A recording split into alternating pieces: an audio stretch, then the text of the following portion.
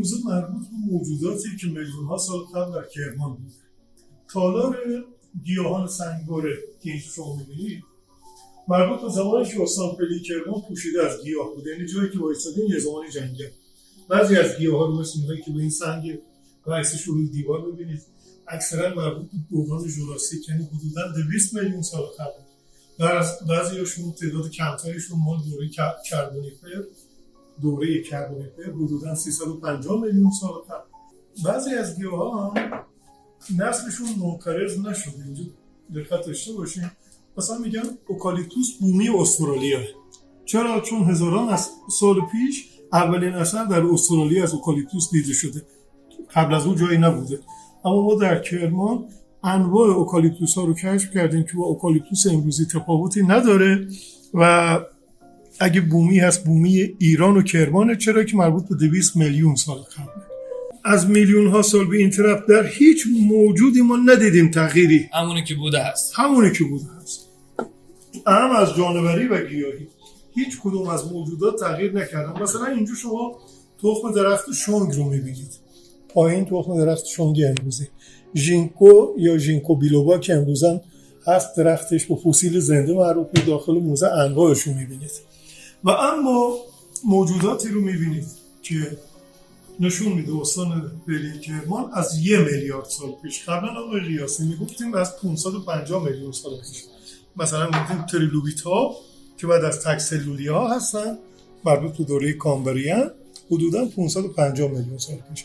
اما الان انواع استروماتولیت ها رو تو تالار عجایب کرمان داریم که مربوط به 1 میلیارد سال قبل. اولین بار در مراکش پیدا کردن و دفعه بعد در ایران و کرمان. در این تالار موجوداتی رو میبینیم که نشون میده استان کرمان در طی میلیون ها سال گذشته بارها و بارها زیر آب رفته. یعنی جایی که شما وایسادین یه زمانی دریا بود.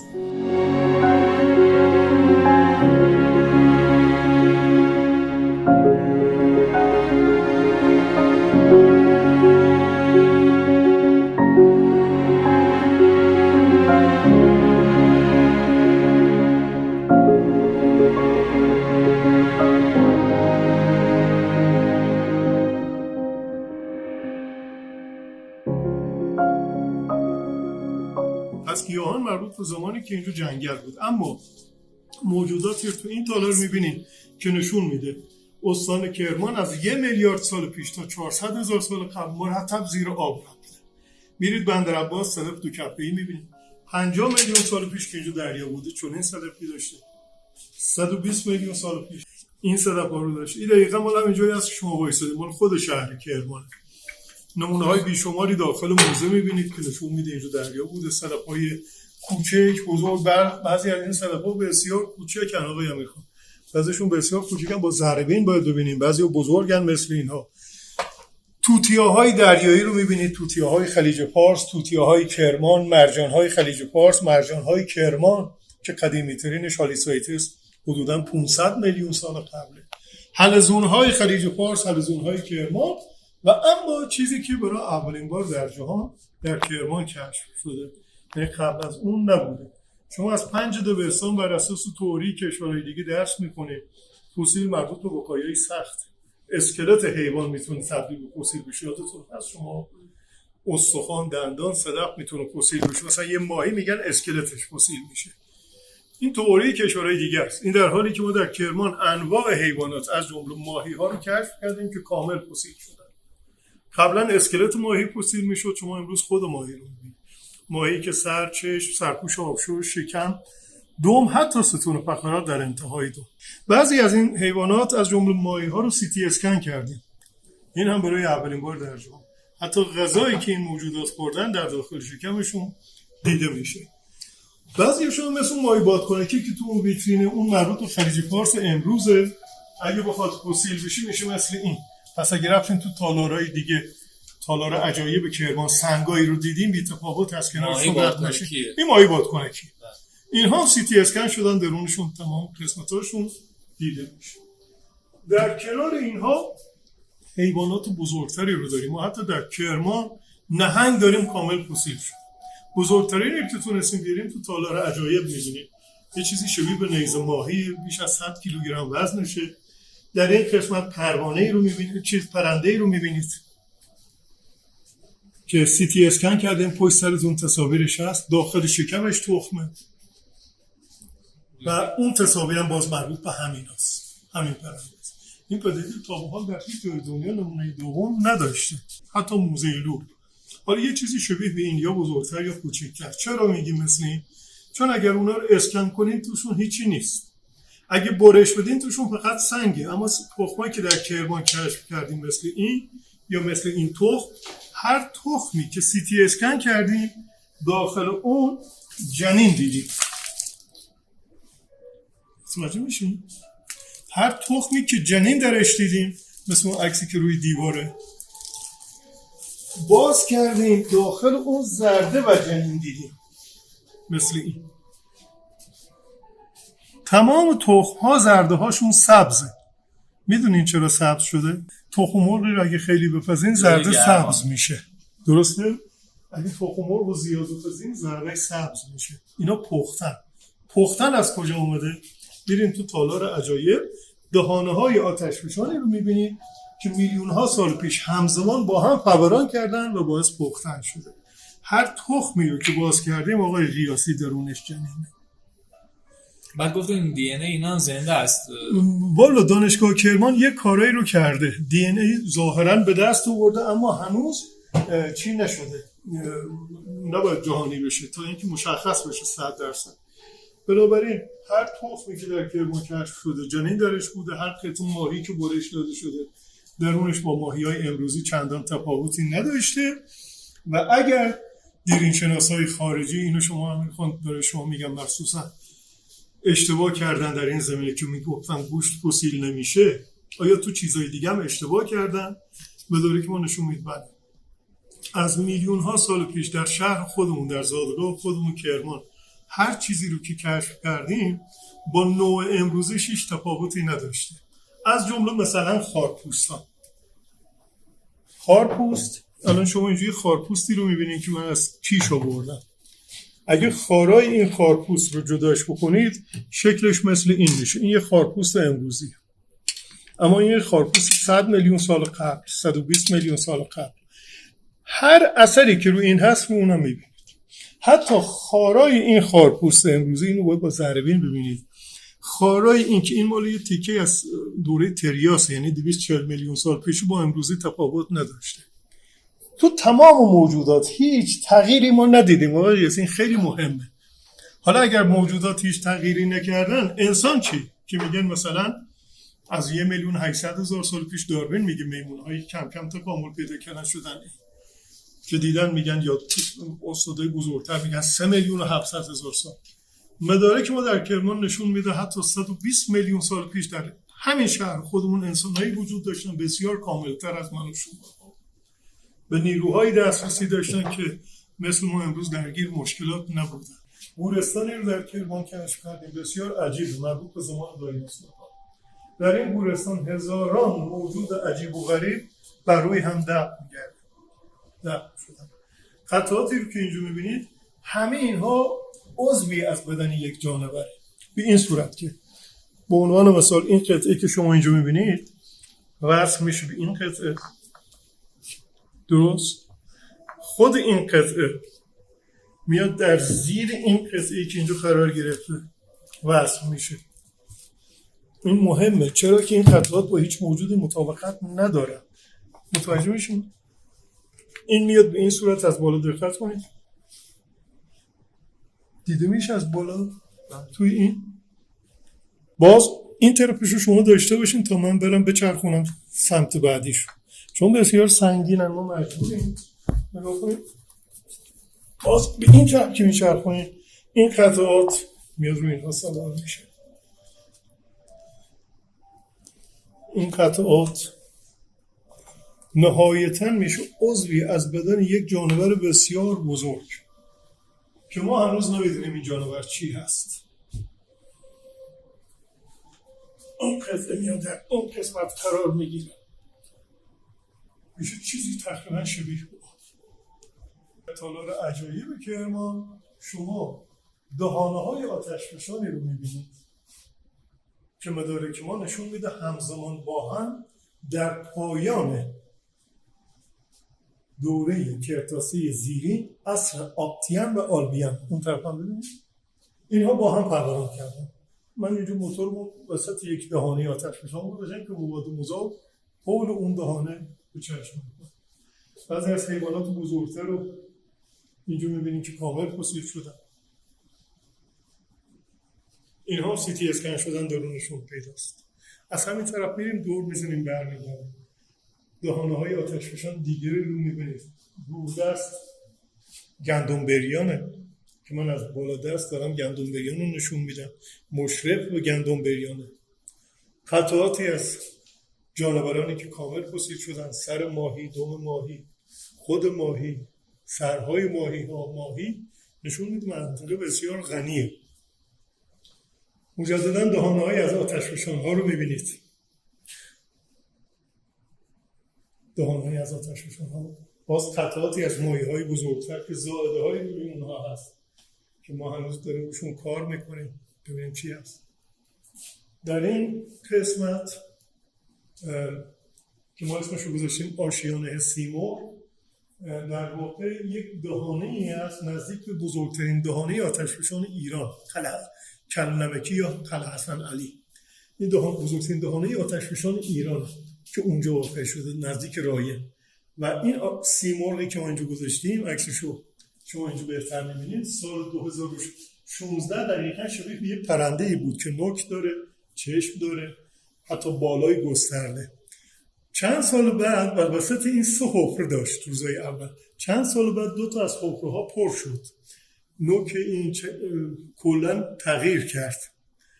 ببینید تو 3-4 سال خیلی زیاد بود. این حکایت از این داشت که این فعالیت داره میکنه. با توجه به اینکه در مسیر گردن این اسکلت ها پیدا شده، اسکلت هایی که توی نشون میده در طی سالهای گذشته مرتب فوران کرده. حالا احتمال زیاد گلفشانی هست که با سرعتی فوران کرده که این حیوانات نتونستن فرار بکنن و بدام افتادن. قطعاتی رو اینجا میبینیم که منسوب به انسان‌های نخستینه که رو اینها ما بحث داریم. میراث معتقد هست که اینها ابزارهایی هست که انسان ساخته. مدارک ما نشون میده نه، هیچ عنوان اینجور نیست. میتونه از این به عنوان ابزار استفاده کرده باشه، اما اینکه انسان اینو ساخته باشه باید دستگاهی داشته باشه به مراتب قوی‌تر از این که بتونه مثل لیزر اینو برش بده. اگه اونو داشته نیاز به ابزار نداشت. باز اینجا گورستان، در همون گورستان دایناسورها که براتون گفتم، قطعاتی مثل جمجمه رو میبینید، جمجمه دیگه، استخوان‌های از حیوانات مختلف. این هم کتابی که در دانشگاه نیوزلند چاپ شد. اولین موزه روستایی کشور رو در روستای دشت خاک میبینیم. اونجا آثاری از دایناسورها رو داریم. باز اینجا قطعاتی از خزندگان هم اسب با دایناسورها رو میبینید که مربوط به همون موجود اولیه است. اولیه است که دیدیم. و بعد اینم لوازم کار ما بوده که توی کوه میرفتیم. یک موتورسیکلت ایژه روسی که انتهای موزه میبینیمش. چادر، کیسه خواب، پول پشتی، کلنگ، اون چیزایی بود که ابزار کار ما بوده از موجوداتی که کامل فسیل شده. اینجا باز چیزی رو ساختیم در یکی از کوههای کرمان که این بخش مهمترین بخش کار دیرین شناسی بوده که بعد براتون توضیح میدم. در این قسمت ها باز قطعاتی از موجودات رو میبینید. رود و شور گندم بریان که بسیاری از عقیق‌هایی که در این غرفه میبینید و مواد مذاب مربوط به همین رود و شور و آتشفشان گندم بریانه که این موضوع نشون میده عقیق هم میتونه منشأ جانوری داشته باشه هم منشأ معدنی. اکثرا میگن معدنیه، ولی مدارک ما نشون میده که اینها بقایای جانورانی هستن که تبدیل به عقیق شده.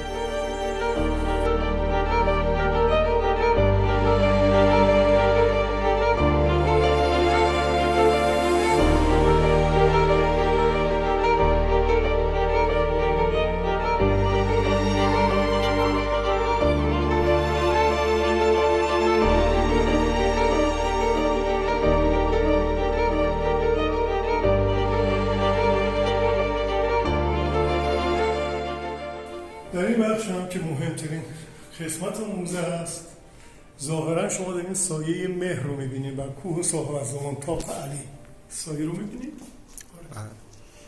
حالا چرا اینو اینجا زدیم؟ اینجا رو دقت داشته باشیم. یک هنرمند ژاپنی آمده با کاغذ مچاله یک اثری رو خلق کرده که وقتی نور بهش میتابه سایه نیمروخ یک انسان اینجا میاد. این معاصر هنرمند هم عصر ماست. با این کار خواسته چیزی رو نشون بده. اینو کدوم هنرمند این کار کرده؟ در چه زمانی این کار کرده؟ و چه منظوری از این کار داشته؟ این در شهر ما کرمان هست. کوهی رو که شما میبینید زمانی که نرم بوده دقیقا مثل اون کاغذ عمل کرده. یعنی اینکه زائده های کوه که مچاله شده، نرم شده، آفتاب که بهش میفته این سایه مهر در اینجا به خوبی دیده میشه که شونه، دهان، بینی درسته دقیقا مثل اون.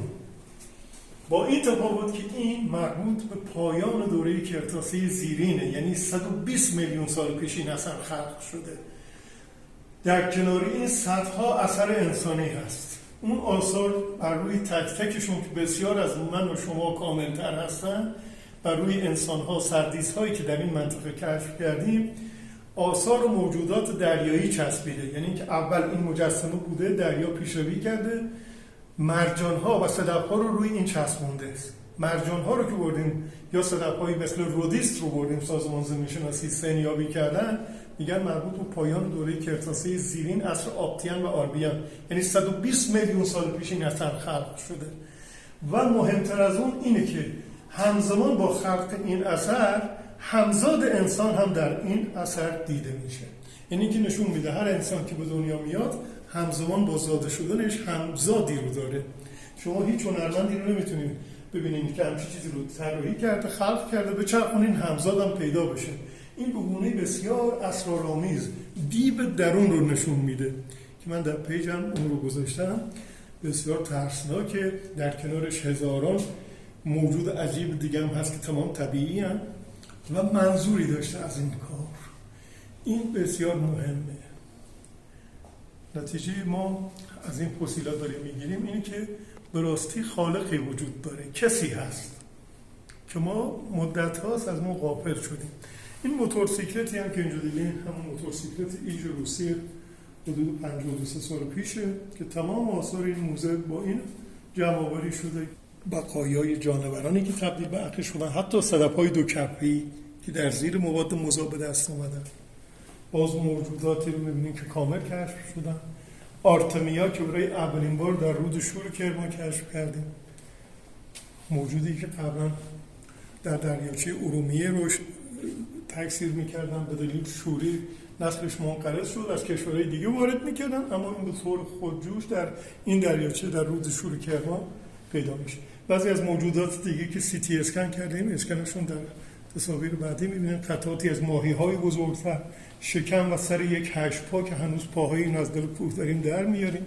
این گورستانی رو در کرمان کشف کردیم که هزاران انسان در کنار هزاران حیوان با هم دفن شدن. حیوانات وحشی، نه اهلی ها. چه اتفاقی در کرمان افتاده که حیوانات وحشی اومدن در کنار انسان ها؟ البته یه فیلم راجع به این ساخته شد، مستندی بود به اسم در جستجوی عشق، کانال 4 نشون داد. به ما گفتن شما میگین انسان، موقع کار کردن جمجمه های زیادی از انسان ها بیرون می اومد که در کنار حیوانات دیده میشد. مداره که ما نشون میده زمانی که دریا پیشروی کرده، حیوانات و انسان ها برای اینکه غرق نشن به ارتفاع کوه پناه بردن. رانش از بالا اومده، تمامی اونها در زیر گلولای مدفون شدن. با توجه به اینکه اینا هنوز فسیل نشدن، استخوان هستن، احتمال داره اگر طوفان نوح جهانی بوده، گستره جهانی داشته، مربوط به زمان نوح باشه. اما چون سنیابی نشدن، اما اگه سنیابی بشه و مربوط به زمان طوفان نوح نباشه، احتمالاً مربوط به عصر یخبندانه که بعد اون اینها کار بشه. قطعه رو می‌بینید که ما همکاری شرکت زغالسنگ از یکی از معادن کرمان در اومده. جانورایی که از زیر مواد مذاب به دست اومدن، به عنوان مثال اینی که مثل پسته است رو شما اینجا می‌بینید، بسیار کوچولوئه. باید روش زوم کنید. اونی که سرش مثل یه توپ این یکیه و هر کدوم از اینها رشد میکنن، تبدیل میشن به یک موجودی که اشتباهاً بعضی از کشورها اسم اینها رو ژئود میذارن. اینم مدارک ما نشون میده اشتباه. ماهیای بزرگتر رو میبینید کامل فسیل شدن، قطعاتی از موجودات اون منطقه، یک ماهی دیگه. و در کنار اینها فسیلی رو کشف کردیم که نشون میده چرا هر جای قناتی رو حفر میکنن ماهی از داخل آب پیدا میشه. اونم تو اون بخش خاصه این دهان یک ماهی قسمت دیگه. اینم بزرگترین دهانه آتشفشان ایران، کلنمکی یا قلعه‌سنلی ما بهش میگیم، از قطعاتی از موجودات. و اینجا استروماتولیت ها که گفتم اولین بار در مراکش دیده شده، بعد در کرمان مربوط به 1 میلیارد سال